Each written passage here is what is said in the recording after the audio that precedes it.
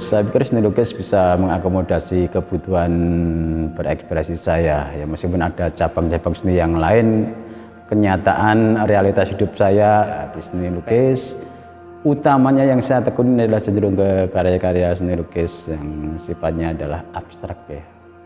Karya puncaknya itu berada di karya ini. Bagaimana sinergi antara yang chaos, yang kacau dengan yang rapi, yang terukur, berpadu menjadi satu sebagai satu kekuatan visual yang menurut saya sangat saya senangi karya ini ya.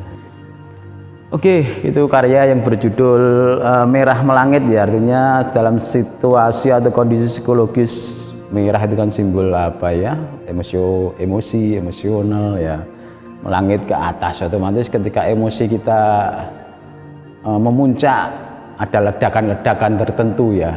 Nah, ledakan-ledakan itu disimbolkan melalui cipratan-cipratan cat gitu kan. Nah, lalu di sekelilingnya ada bidang-bidang atau space-space kosong itu sebagai apa ya, ruang untuk meredam bagaimana ledakan-ledakan hasrat emosi itu bisa diredam dengan ketenangan ya, seperti itu, sehingga ada yang dinamakan sinergi untuk menciptakan satu keseimbangan, harmoni, kembali ke prinsip hidup tadi, bagaimana kita harus selalu senantiasa menciptakan harmonisasi kehidupan. Harmonisasi akan tercipta dari dua sisi yang selalu beriringan, berdampingan, berjalan bersama ya, baik buruk ya, rapi dengan yang corok itu akan selalu beriringan. Pada dasarnya ya prinsip itu yang coba saya pegang teguh, bagaimana menjalani hidup dalam keseharian, dalam berkesenian, dalam bermasyarakat. Harmoni merupakan satu prinsip yang harus kita implementasikan secara terus-menerus, menyesuaikan dengan konteksnya di dalam kehidupan ini nanti ya. Karena seni saya pikir ya tidak perlu dikotak-kotakkan ya, karena memang secara mendasar ya kontribusinya untuk kehidupan ya sama saja, artinya baik seni rupa, seni tari maupun seni musik merepresentasikan nilai-nilai kemegahan, nilai-nilai kesejukan, nilai-nilai kedamaian pada kanvas-kanvas yang saya lahirkan ya, sehingga lahir lukisan-lukisan yang memang spiritnya berangkat dari spiritualitas kehidupan itu sendiri, baik yang dihasilkan dari pengamatan terhadap alam secara fisik maupun hasil perenungan terhadap nilai-nilai spiritualitas kehidupan ya. Kesenian kita terbelenggu oleh kondisi kehidupan sosial budaya di dalam kehidupan sehari-hari. Kesenian juga harus bisa tumbuh, karena kesenian adalah bagian penting daripada kehidupan secara lebih luas. Tanpa ada kesenian kita bisa membayangkan bagaimana pikiran-pikiran kita hanya mengandalkan pada rasionalitas. Sementara di kesenian adalah untuk mengimbangi yang rasionalitas tadi. Di situ orang bisa mencurahkan unek-unek gagasan, ekspresi melalui visual lukisan, melalui gerak, melalui tetabuhan musik dan lain-lain ya. Dengan adanya soul artos yang mana di dalamnya nanti ada seni rupa, seni pertunjukan.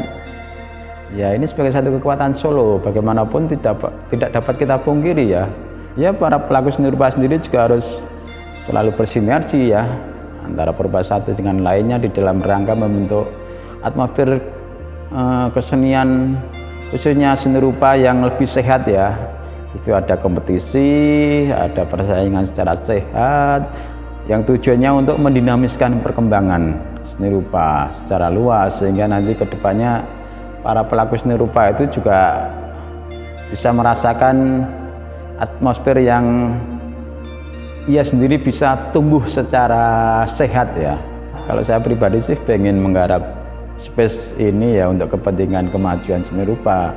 Dalam bentuk apa kontribusi itu bisa saya lakukan? Ya salah satunya melalui kegiatan-kegiatan semacam pameran-pameran, bisa untuk tunggal, untuk berdua. Saya pikir ini ya space cukup lah untuk event itu.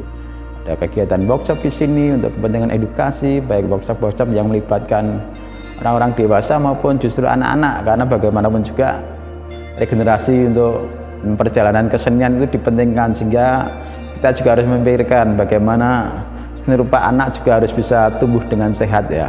Nah, itu saya pikir ya kontribusi yang kemungkinan dapat saya kontribusikan untuk perkembangan seni rupa di Solo ke depannya. Oke, saya pikir inspirasi adalah satu hal yang tidak perlu kita cuari atau apa ya, tapi justru kepekaan perasaan, kepekaan mata, kepekaan hati itu yang perlu kita pertajam. Karena kalau inspirasi itu akan hadir dengan bisa dikatakan sangat mudah ketika perasaan, ketajaman mata hati itu terasah ya. Ketika kita melihat satu objek kursi misalnya, kursi kan bicara mengenai keindahan kursinya, mengenai fungsional praktisnya, mengenai simbol kekuasaannya dan lain banyak hal. Artinya di dalam satu objek itu sudah menggiring kita untuk mengimajinasikan ke imajinasi A, imajinasi B, imajinasi C. Itu kalau memang kita punya kecerdasan estetis ya, kepekaan mata hati, saya pikir ya untuk mengimajinasikan satu hal yang akan kita hadirkan di kanvas tidak begitu sulit lah ya. Saya Nanang Yulianto, saya seorang penekun seni rupa, utamanya adalah seni lukis ya.